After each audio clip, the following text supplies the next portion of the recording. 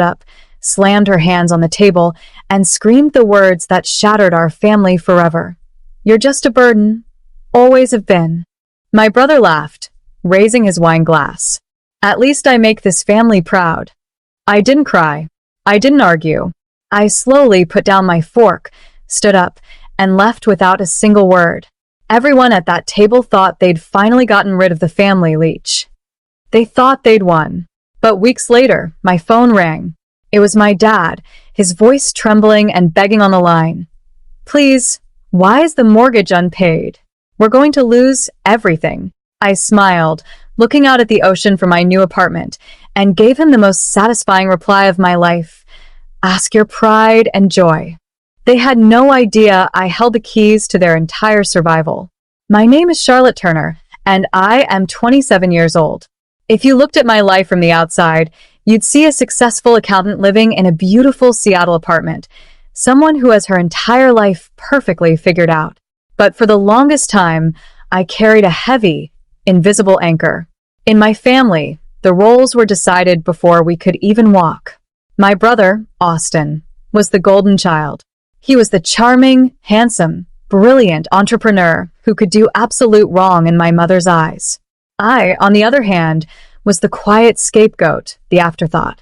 Whenever Austin spent money he didn't have, my mother called it investing in his future. When my dad's logistics business took a massive hit a few years ago, it was Austin who supposedly gave him the genius business advice to save it. But here is the secret they never bothered to learn. Austin didn't save anything. I did. For 3 years, I secretly managed my parents' messy finances behind the scenes. I set up their accounts, structured their debts, and quietly covered their shortfalls from my own savings just to keep a roof over their heads. My mother completely ignored my sacrifices, preferring to praise Austin's non-existent business acumen. Before we get to the night everything exploded, I'm in your city below, and let me know if you've ever been the unfavored sibling who had to clean up everyone else's mess.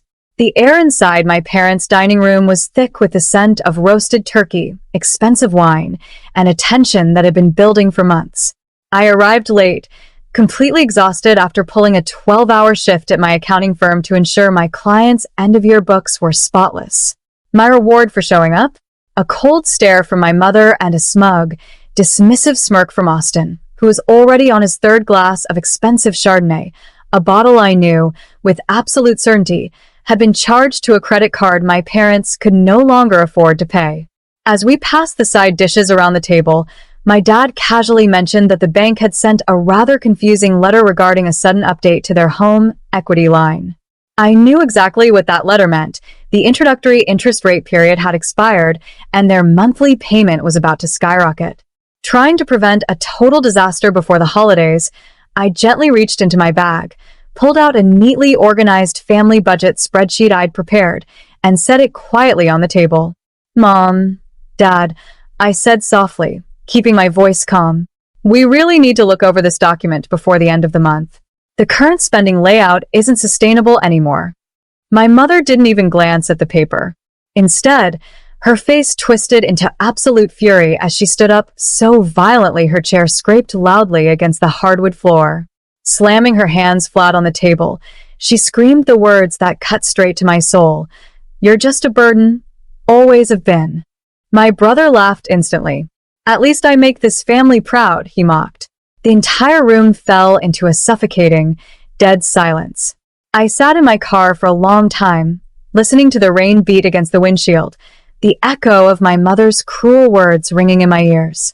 For years, I had allowed myself to be their safety net, believing that if I just worked harder and sacrificed more, they would finally see my worth. But as I stared at the dashboard, a strange, freezing clarity washed over me. The girl who desperately craved her mother's approval was gone. In her place was an accountant who understood the cold, hard reality of numbers. And the numbers said it was time to close the account. When I reached my apartment, I didn't cry. Instead, I calmly opened my laptop and pulled up my banking portals. For the past 3 years, my personal checking account had been tied to their life through an intricate web of auto-pay systems. With a few deliberate clicks, I began cutting the lifelines. I removed my routing number from their primary mortgage payments. I disconnected my debit card from their monthly utility bills, their premium cable packages, and the high-end sports car lease that Austin proudly drove around town. By the time I shut my laptop, I had officially cut them off. They genuinely believed that their comfortable, upper-middle-class lifestyle was a result of Austin's brilliant business advice and their own hard work. They were about to find out exactly what happened when the person they called a burden finally stopped carrying the weight. 3 weeks passed in absolute, blissful silence. For the first time in my adult life, I woke up without the crushing anxiety of checking my parents' account balances or wondering if I needed to transfer another $500 to stop their checks from bouncing. I focused entirely on my own career, enjoying the quiet comfort of my apartment and reclaiming my weekends. I blocked my mother's number, ignored Austin's sporadic, arrogant social media updates, and refused to check in on them. I was completely dead to them, and honestly, it felt amazing. Meanwhile, across town, the invisible house of cards they lived in was quietly beginning to collapse. Because they had never bothered to look at their own bank statements, my parents had no idea that the first of the month had come and gone without a single bill being paid.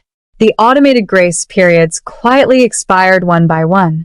First went the premium streaming services, then the luxury gym memberships. But those were just minor inconveniences. By week 3, the warning letters began arriving at their doorstep in bright red envelopes.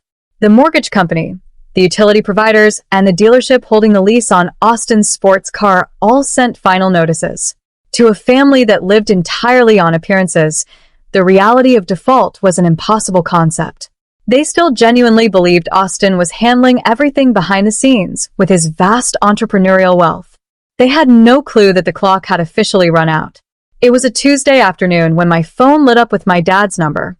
I let it ring 3 times before I finally picked up, leaning back in my office chair. The voice on the other end didn't belong to the proud, stoic man I'd grown up with. It was frantic, breathless, and completely unraveled. "Charlotte, thank God you answered," he stammered, his voice trembling. "We are in a nightmare over here. I just got a call from the bank. They're threatening foreclosure on the house, and the power company says our electricity is getting cut off tomorrow." He took a sharp breath, practically begging. "Charlotte, please, why is the mortgage unpaid? What is going on with the accounts?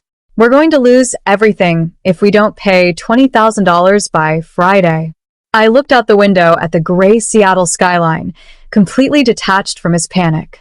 For years, I had anticipated this exact moment, but I didn't feel anger, just a cold, deeply satisfying sense of closure. "Dad," I said, my voice smooth and perfectly level.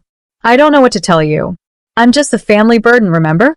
Mom made it very clear at Thanksgiving that I don't contribute anything to this family." There was a stunned pause on the line as the weight of my words started to sink in.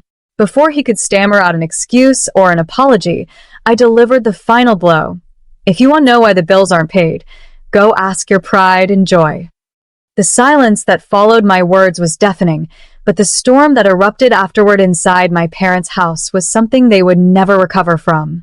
Armed with the brutal reality I had dropped on him, my dad immediately marched into Austin's room and demanded he fix the situation. After all, Austin was the brilliant entrepreneur who was supposedly funding their entire lives. My mom stood beside my dad, fully expecting her golden boy to pull out a checkbook and make the problem disappear with his immense business wealth. Instead, the house of cards violently imploded. Cornered and unable to hide behind my silence anymore, Austin completely broke down. He was forced to confess the ugly truth. His vague consulting business was a total failure. He was drowned in over $80,000 of personal credit card debt, and he had been using my parents' good credit to keep up his pathetic, wealthy facade. He didn't have a single dollar to save them. An hour later, my phone rang again. This time it was my mother. The woman who had arrogantly screamed at me in front of the entire family at Thanksgiving was now crying hysterically into the receiver, her voice broken and completely stripped of pride. "Charlotte, please, I beg you," she sobbed, abandoning all her venom. "Austin can't pay anything. He lied to us. We didn't know you were the one keeping us afloat. Please, You have to save us from homelessness. You're our only hope. I listened to my mother's desperate sobbing for a few moments, feeling the final pieces of my old life fall away. No, Mom, I said softly but firmly. I am not saving you this time. You reap what you sow. I hung up the phone and blocked her number, along with Austin's and my dad's. I refused to let their self-inflicted chaos drag me under ever again. They had to face the reality of their choices, and the consequences were swift. Without my financial lifeline, they couldn't afford the $20,000 to stop the bank. My parents were forced to sell the family home at a massive loss and downsize to a cramped, two-bedroom rental apartment outside the city. Austin's luxury sports car was repossessed, his credit was completely ruined, and he was forced to take a grueling, entry-level retail job just to begin paying off his mountain of credit card debt. For the first time in his life, the golden boy had to actually work. As for me, I used the money I used to spend on them to invest in my own future. My life is now filled with peace, genuine success, and people who appreciate me for who I am, not what I can provide. Now, I'm curious about you who listened to my story. Do you think I was too harsh on my family, or did they get exactly what they deserved? I'm leaving on the final screen 2 other stories that will definitely surprise you.